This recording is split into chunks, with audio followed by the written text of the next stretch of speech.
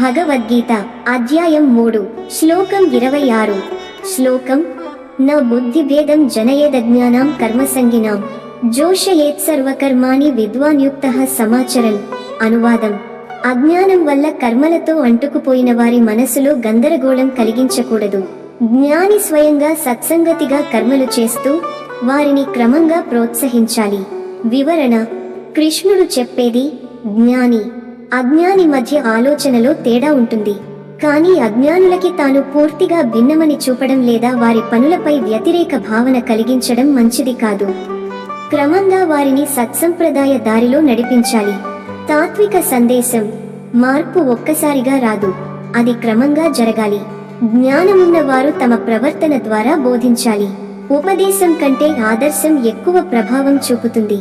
ఉదాహరణ: ఒక డాక్టర్ పేషెంట్కి నేరుగా నీ అలవాట్లన్నీ తప్పు అని చెప్పకుండా మెల్లగా సరైన ఆహారం, జీవనశైలి చూపిస్తాడు.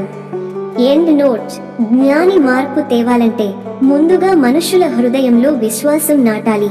ఓం శాంతి శాంతి శాంతి.